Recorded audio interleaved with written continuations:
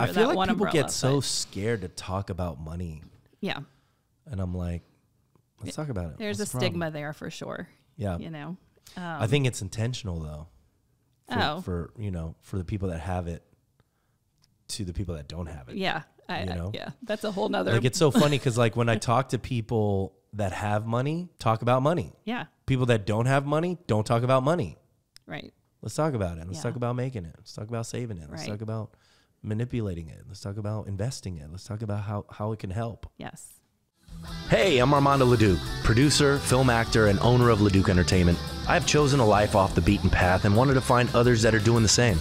Spaghetti on the Wall is a show based on all of the years that I've thrown spaghetti on the wall and nurtured what stuck. We will share fun stories, ideas, tips, tricks, and more. Welcome to Spaghetti on the Wall. Good morning, good afternoon, and good evening, depending on when you are consuming this podcast. Welcome back to another chapter of Spaghetti on the Wall with Meghan McCaffery, life and career coach extraordinaire. Welcome to the show. Thank you. Thanks for having me. Very glad you're here. Love to hear about more coaches and people that are focused on the growth of individuals. Yeah. I think as AI increases, I think more and more people are going to be in this state of confusion and fear, which there already are, and recession and all of that. So I think having people that people like you that have a handle on how to coach people through these sort of waters is super important, I think. Yeah, totally agree. So tell me about how you got started. Well, would you like me to go back to the beginning? Sure. Where were you born? I was born in New Orleans. Are you a New Orleans person? I am a New Through Orleans and through. person. Yes.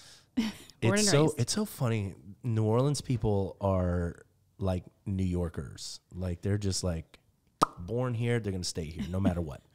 Hurricanes, floods, whatever. Right. Nothing. Yeah. Nothing's gonna deter New Orleanians from leaving. Yeah.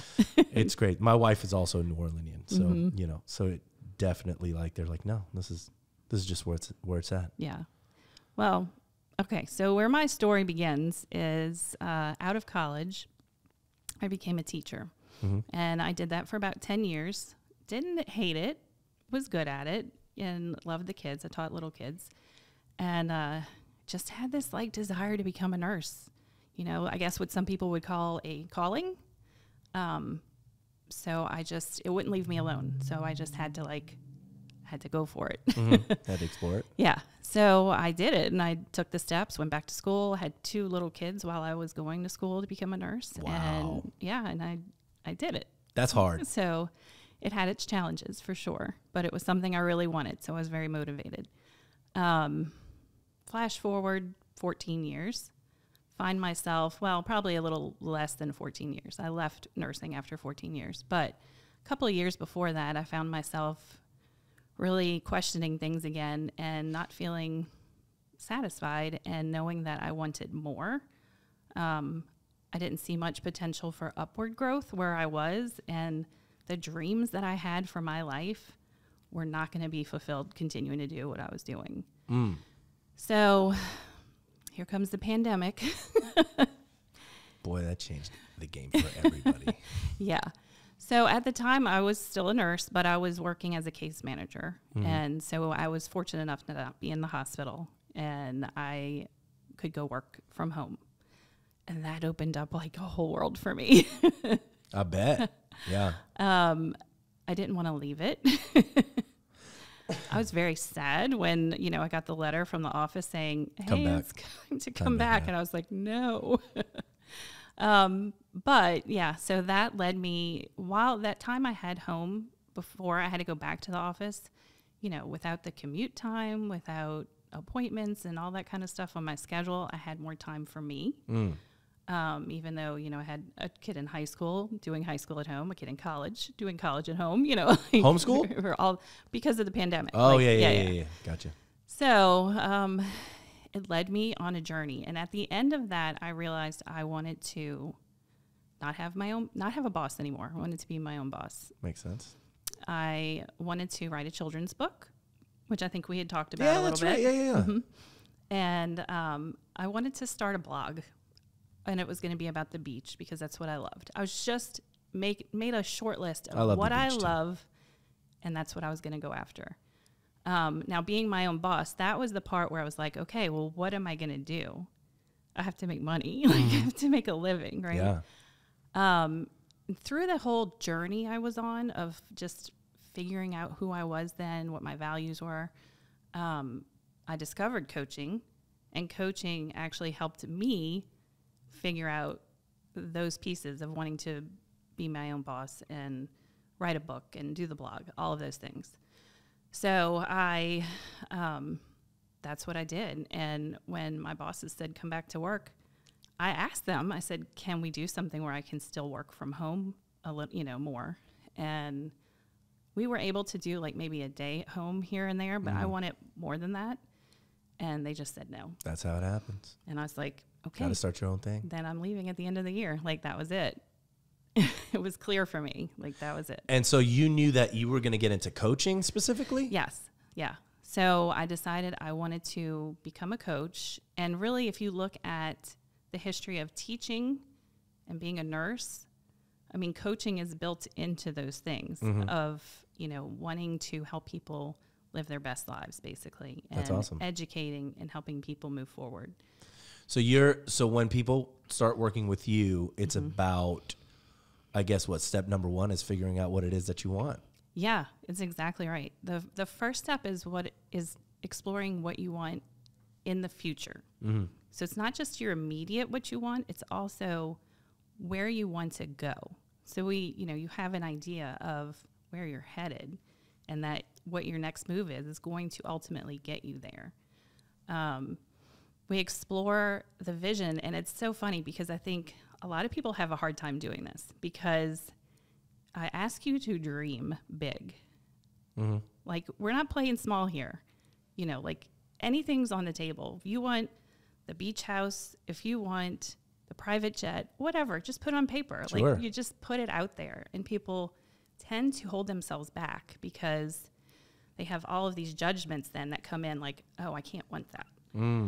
Or why do you think people do that? I think people put a lot of limitations on themselves based on their past. A lot of their beliefs are based on how they were raised. A lot of people have money issues they don't realize. So when it comes to, maybe you were brought up hearing money doesn't grow on trees, or money is the root of all evil. So people have a lot of judgments against money. Yeah. When money is really it's just a thing. It took me working with my mentor a good year before I, just not just change my mindset on money, but like just change the entire tone and feel and like the deserving part of it, right? Like it's so funny that when you finally make the switch to view money as sort of a flow, right? Instead of something that like you need to hold on to, that is just like, it just comes and goes. Right. Like, just let it go. A flow. Don't think about it in such a, finite amount. And I think most people do tend to moralize. They put a morality with money. That's true too. Yeah. And that is not the case. It's a tool that is used to exchange for something you need or want. Yeah. Basically. Why do you think that is? I mean, like I said before, I think it goes to your upbringing, and people don't stop to question those things until they might read something that makes them stop and think, or they might work with a coach or hear someone speak that makes them take a pause and reevaluate kind of what their thoughts are around that. What's your relationship with money? I mean, I think initially, kind of like you, like I had a lot of those things holding me back. I thought, basically I was taught to, you were going to go to school, graduate, get a job, just keep your nose down, do the hard work and retire, right? I wasn't taught to like want more. And it's of no fault of my parents. Like my parents did the best that they knew how to have. I have great parents, you know. But I think, that was where that came from for me. And then working with a coach and kind of opening my eyes. Like when I decided I was going to start my own business, I hired a money coach. So she wasn't like a financial advisor or telling me how to spend money or budget or anything. It was wrapping my mindset around money. And also I knew that going into my own business, there was going to be a shift there because I was no longer just collecting a paycheck from someone else. Mm-hmm. Like the buck stops here, right? Like it comes from me. Yeah. And what I put out into the world. Yeah. It was so, did you ever get on Clubhouse? I never did. No. It was really incredible for the time that it did have. And I had entered a couple of what speaking courses or rooms. And one thing that sticks with me today was one of what the coaches talked about in terms of like your messaging and your brand and why people don't necessarily put themselves out there, right? And he's like, you got to think about if me and you are consultants and we have the same approach, we have the same wording, we have the same, just everything is the same. However, when they listen to me, it doesn't resonate. But when they listen to you, it hits, right? And so the guy was saying, don't allow your fears and insecurities to hold you back from delivering your talent and your perspective on the world, because you never know who that person is that's going to resonate with your messaging, right? And with your brand. And I think that's, it's such a good lesson, because I think a lot of people, when they like get into a business that might be oversaturated, or they get into a business and they're like, where am I going to get, money, and these clients, it's just like, if you market correctly, right, and your brand is right, people are going to come in droves, you know what I mean? That like really resonate with your messaging and resonate with how you, with your coaching style and your experience. And it's really such a cool thing. I don't know why I got on that tangent, but like what you said had, kind of drove me to that point. 'Cause it was just like, man, I know why. I wanted to ask you your target market, right? Like the people that you usually do well with. Who are those individuals? So it's usually women who are career focused, but they don't enjoy their work anymore. And they're tired of continuing to just push through, and they want to find like enjoyment in that area of their life. Because work is a big part of our life from, like our 20s to 60s or even 70s sometimes, right? Yeah. Like it's a lot of time spent at work, and who wants to get up every day dreading going to work? I had gotten to that point a couple of times as a nurse where I, Sunday night when I was working like a Monday through Friday, I just like, I was a mess. Like I wanted to cry. Oof. I'd wake up in the middle of the night, get out my laptop and search for jobs in the middle of the night, because it was the only thing that would calm my brain, would be to see what else is out there. But at the time, I was still only looking at nursing jobs. Right. What I didn't realize was that I needed to move away from nursing. And I think, it kind of makes me think about values. And that's one of the things is we find as you shift through life, there's many transitions. And that's why I think this isn't just for like a set age group. It can happen your 20s, your 30s, 40s, 50s, as you're shifting through different phases of life. Right. Whether it's, now you have kids and you're working, or maybe you were a stay-at-home mom and then you're going back to work.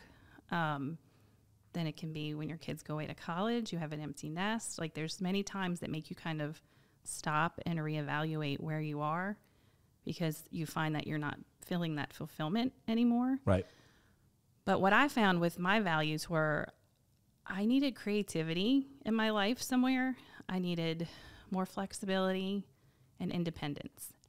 And that's what brought me, those are some of the values that brought me to owning my own business because I can be creative. I'm a one-man show right now or one-woman show. Like I get to do all of my social media and marketing stuff, which I enjoy. Mm-hmm.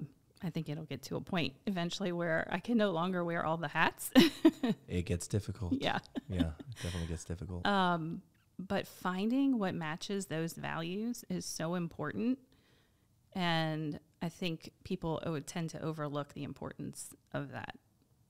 Who do you, where are you getting your clients from right now? The first stream of clients come from referrals and like just people I know or people I have been in contact with. Mm-hmm. And then slowly but surely social media. Like I think it's a challenge, but a worthy one. But right now I will tell you, so I don't know, a little backtrack here. When I figured out that I wanted to become a coach, that was a whole nother journey of its own of figuring out who I wanted to coach. Right. Because I think we talked about this. Like if you try to speak to everybody, you're speaking to nobody. Nobody's going to hear you because you're not calling them out, right? 100%. So initially I wanted to do career coaching. And I did. I went through a 6-month certification process, which you don't have to do for life coaching, which is important for people to know, to do your research on who you're hiring to be a coach. Mm-hmm.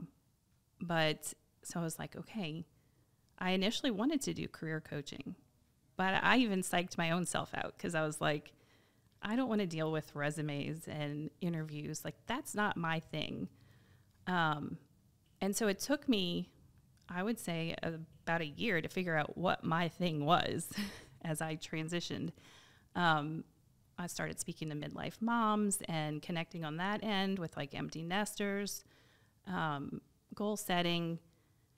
And it's funny because ultimately all of the people that I've coached, I'd say 90% of them, it's been about their careers. Right. And so I had this kind of like aha moment of, okay, I think career coaching is it, but I don't have to deal with resumes and interviews if I don't want to. I can certainly help you with the mindset part of interviewing. Right. But I was like, career transitions, that is my thing of transitioning from career to career. Nice. Not just changing jobs, but entirely new careers. Like, sure, I can help you change jobs too, but I think there's a lot that goes into changing careers. Like when I went from nursing to coaching, it's almost like a little identity crisis almost. Like, yeah, people are so used to me being a nurse that when I introduce, and when somebody tells you they're a nurse, usually you get like, it's kind of an instant, exactly what they do for the most part, right? Right. And I think people paint a certain image of who you are based on that. You have certain skills, trustworthy. There's a lot that goes into being a nurse. And so then when I was then introducing myself as, oh, I'm a life coach, I kind of was like, I was kind of scared to do it at first, honestly. I bet. Yeah. And imposter syndrome a little bit? Oh, yeah, totally. So I had to I got coached on it. I had, I use coaches as well. And got to. I had to do coaching on that. And I literally wrote every day in a journal, I am a life coach. I am a life coach. I am a life coach, until it felt just easy to say. Easy. Yeah. Good. And so kudos to you for, yeah, making that switch. And I mean, it's scary, right? It is. Especially, you have people in your life, the ones closest to you, that tend to, not adjust well when you make those changes. And there's a whole, I know it. I get it. And so certain people would ask me, but you still have your nursing license. Like you still have that to fall back on. Oh, I come from a acting background, so so I had those talks almost always about. So you gonna get a real job? A real job. Gonna Yeah. I was like, all right. And I was like, yeah, I do still have my nursing license, and I still to this day have it, but I have no plans of going back to use it. There you go. Eventually, I probably will let it lapse. Right now, it's just, you work really hard for a nursing license. You do. Bet. So it's like, I bet. I'm going to keep up with it. But no, I don't have plans on going back to it. Right. Never do I search the ads for jobs. There's tons. I know I could get a nursing job relatively quickly, but it's not it. So what do you see this coaching business going into in the next, 5-10 years? Ooh, mine personally? Sure. I have visions. Actually, I've kind of like took the month of March to to just focus on a lot of messaging and making sure everything was consistent everywhere that I am. Mm-hmm. So I am working on, I updated my website to, for all the career transition messaging. And then I also built a quiz that people can take to find out if they're ready. It's, are you ready for a new career? Nice. So that will be ready soon with a whole... I love those quizzes. Yeah, they're fun. It reminds me of like when when we were younger and people actually read magazines, like the Vogue and Cosmo, and they always had those like dating quizzes or quizzes about your relationships. They had those on social media for a little bit. Yeah, too. like BuzzFeed, I think, was one of them. What Disney princess am I? Right. Yes. Yeah. And so I think you like to take them, right? Because it tells you a little bit about yourself. Maybe it gives you a little that insight. book I was telling you about, the six types of working genius. Mm-hmm. Golly, it's always fun to get a book that just can change the entire game, and it really did. Mm-hmm. I so much so that I had to apologize to my project manager, who's also my sister, because of the different. They call it, the acronym is WIDGET, right? And you have the 6 types of working genius. Wonder is the first one. These are the people that are like always questioning things and just super curious about stuff.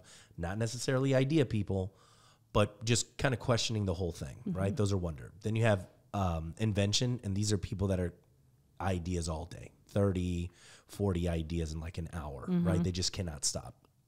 Then you have discernment, which is, the people that are really good at like judging something, gut feelings, and that's my sister, right, who has discernment. So is my COO. So every time I had an idea, they would challenge me on it. Now I always felt like, man, they're just crapping on my ideas. I'm like, why are you always you know what I mean? But it wasn't that. It was that their working genius is discernment, and they're like, have you thought about this? Have you thought about this? Have you thought about these pitfalls? And they can see things that you don't necessarily see, right? Mm-hmm. Then you have galvanizing. These are people that are motivators, great at rallying the troops, can, just motivate everybody to move and get behind something. Then you have enablement. These are the people that are like Johnny on the spot, Ethan over here, enablement, super supportive, doesn't necessarily want to be involved in the front end of things, but like once the idea is established, these people are going to help support that idea mm-hmm. any way they can. And then tenacity are the people that are like, we've got to finish this project. No matter what, this has to get done, which I'll tell you has been the secret. I've been trying to pinpoint, like, why has Leduc Entertainment been so successful? And I think it's because of Melanie and Will that have super, their high T's, their tenacity is like their thing. They need to see something finished. I don't. Like, idea-wise, if I could just come up with ideas all day, I don't necessarily need to see them finish. As a matter of fact, it's almost sad to see them get done, because then it's finite. It's over. Right? Then it's over, right? So for me, it's like, I have ideas for days that have never gotten finished. Like books that I've started writing that I'm even like 60, 70% of the way done with, that like if I could just finish 30%, like they'd be done. Yeah. But, I'm going to have to read this. Oh, it's fantastic. It's fantastic. So I made all of my employees do the assessment. And now another thing that was a problem that I didn't realize was that I thought Will was like an idea guy, and he's not necessarily. Like, he can come up with ideas, but that's not really his thing, right? His thing is he's great at discernment, and he's great at tenacity, and he's also with enablement. So I'm here having him on these brainstorming sessions where he just does not want to be, right? And so it's frustrating for him. It's frustrating for me. And now when I'm doing a brainstorming session, there's time for like the brainstorming and the tangents and everything like that. And then we come up to like the end result, and we're like, oh, wow, we figured something out. Like, before you came in, we were working on like the social analytics and what we wanted to do and all of that, but that would have frustrated the hell out of Will. So knowing all of these different types of working genius now, I'm like, all right, I put people in charge of what everybody's superpower. It's fantastic. And like, we have become so much more agile, fast. The vibe is a lot happier as a result. I was going to say, I'm sure your employees are a lot happier they love too, because they're doing their thing. Yeah. Yeah. And so, and then also finding the places for people that didn't necessarily have a place. Now it's like, oh, well, it's because you always had wonder. Yeah. We should be putting you into these brainstorming sessions. Yeah. So you can be asking the right questions. Yeah. So anyway, I know it was a tangent, but that's okay. But it was all, it was all about, I love just the whole coaching and life coaching and, and consulting and all of that. I think people forget about that, and they stop, right. They stop learning. They stop, wanting to get better. That's part of it. You stop dreaming. You just kind of get into the day to day, I call it the hamster wheel, and you forget to actually stop and think about what you want next, and that you can make changes. Yeah. To live more intentionally as to what you want your future to look like, and not arrive at your future in 5 or 10 years and go, oh, I wish I would have started that sooner. Because you're going to be there anyway. Right. You're going to be there anyway. Yeah. Totally. But, like, I'm working on a masterclass right now. That'll be a free thing that people can jump on that will allow you to, it's about knowing you're making the right choice to change careers. And then I'll be having a podcast come out. I don't have a specific date. I think it's going to be called Your Career, Your Life, because I want to talk about career, obviously, but also how it works with your life and, just in general life stuff that happens that affects us as well. That's amazing. Like we were talking about with money, like that's a whole, it's not just one topic, right? There's so many topics. Yeah. I feel like people get so scared to talk about money. Yeah. And I'm like, let's talk about it. There's a stigma there for sure. Yeah. I think it's intentional though. For the people that have it to the people that don't have it. Yeah. Yeah. That's a whole nother. Like, it's so funny because like when I talk to people that have money, talk about money. Yeah. People that don't have money, don't talk about money. Right. And they're like, don't talk about money. Right. I was like, wait, what? Why not? Let's talk about it. Let's talk about making it. Let's talk about saving it. Let's talk about manipulating it. Let's talk about investing it. Let's talk about how it can help. Yes. Why aren't we doing that? Right. And the more comfortable you get with it, it opens up more, I think, for you. Yeah. Well, cool. Yeah. So I'm working on a lot of different things right now for the career transitions. I can't wait to see it. And, you go ahead and look into this camera right here and tell everybody where they can find you.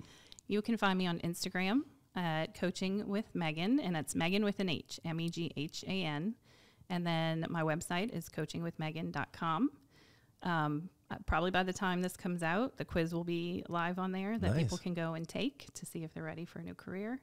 I'm also on LinkedIn under Meghan McCaffery, Facebook, Meghan McCaffery, and it's MCCAFFERY. A lot of people transpose the R-E. They'll do R-E-Y. It's E-R-Y. Cool.